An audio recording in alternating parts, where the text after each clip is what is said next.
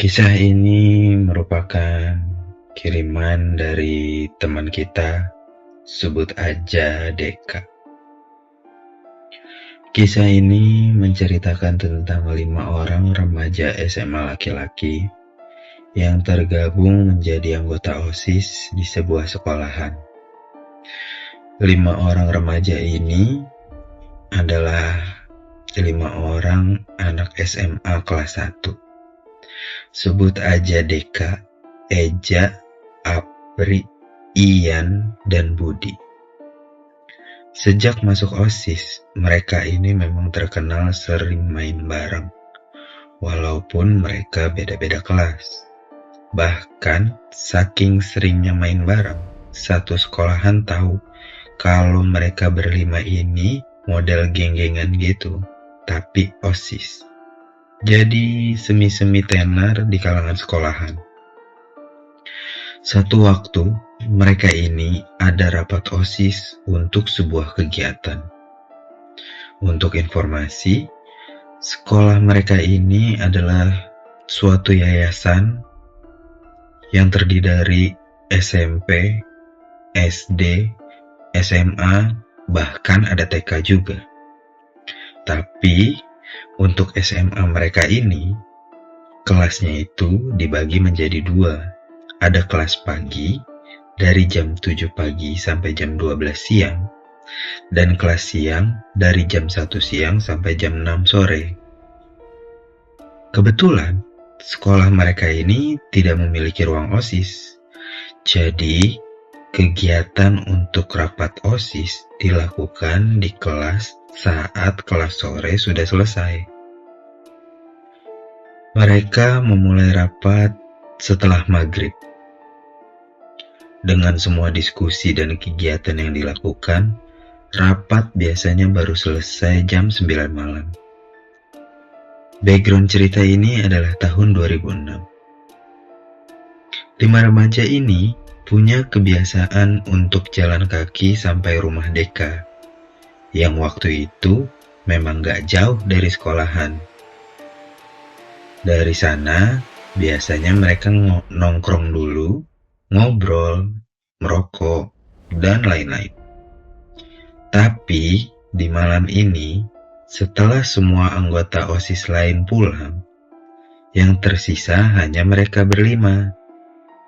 Deka ngide buat ngajak jalan-jalan di area sekolah.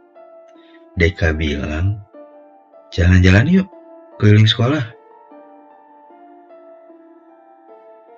Karena sekolah wilayahnya luas banget, bahkan ada lapangan basket dan bola, walaupun lapangan bolanya dari konblok, yang lain nurut tuh. Dan kebetulan, besok itu adalah hari libur. Akhirnya, mereka berlima keliling sekolah. Dari gedung TK, ruang kelas SD, SMP, sampai ke gedung bangunan SMA. Awalnya, semua oke-oke aja.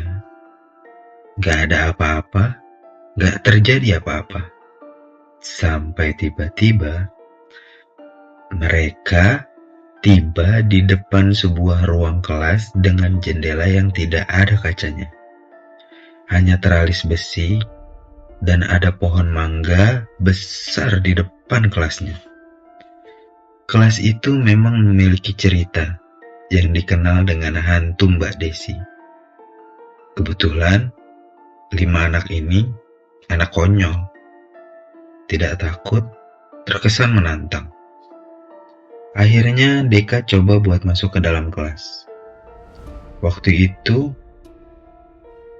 sekitar pukul 10 malam, Deka masuk membuka pintu kelas.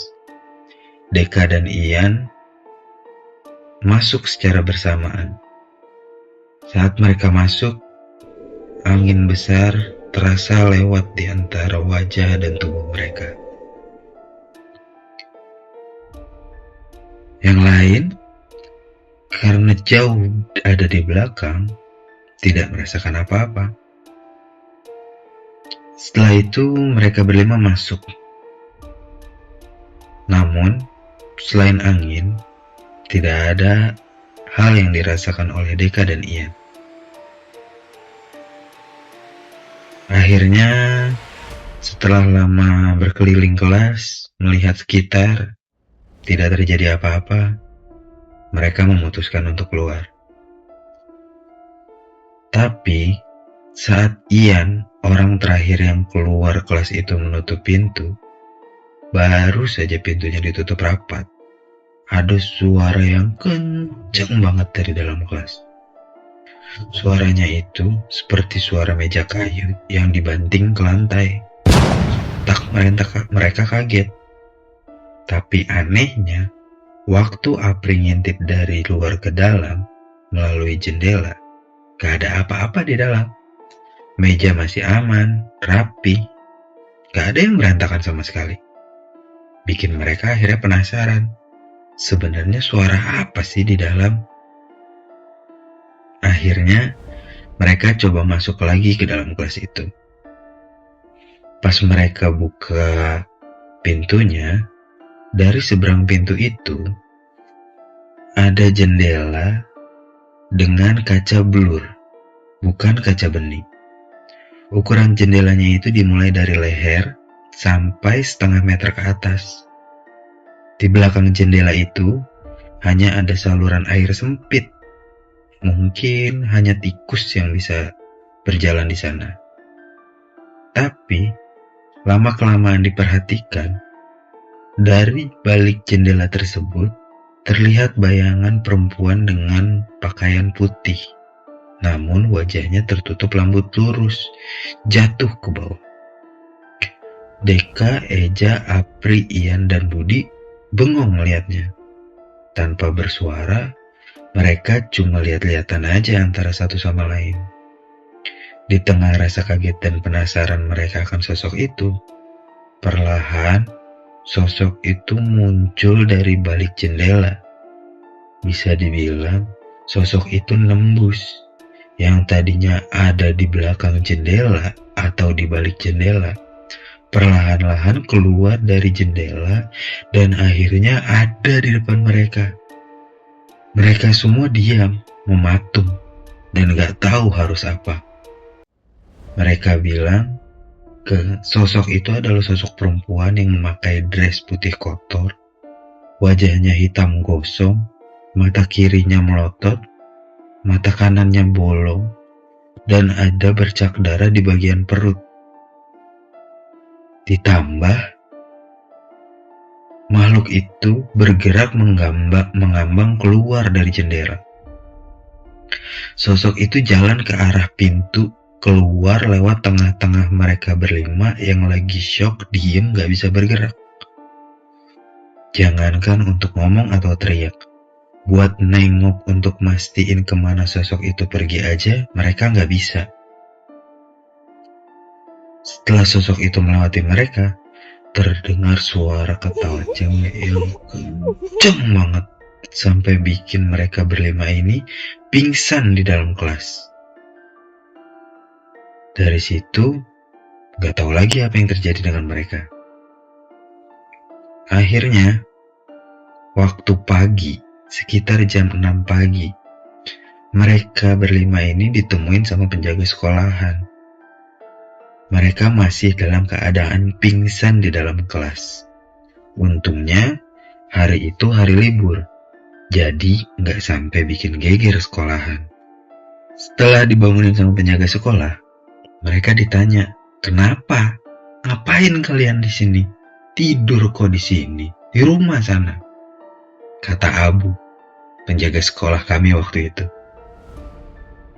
Akhirnya dijelasinlah tentang kejadian semalam ke Abu, si penjaga sekolah. Setelah dijelasin panjang lebar, bukannya marah, Pak Abu malah senyum sambil geleng-geleng. Pak Abu bilang kalau kelas itu adalah kelasnya Mbak Desi. Dulunya Mbak Desi itu sekolah di sana, di kelas tersebut, waktu kelas 2. Tapi waktu pertengahan semester, dia kecelakaan motor waktu dibonceng pulang sama pacarnya. Motornya jatuh, dianya pun ikut jatuh. tapi pacarnya selamat. Yang mengenaskan adalah Mbak Desi terlindas bus Miniarta di bagian perut dan langsung meninggal di tempat.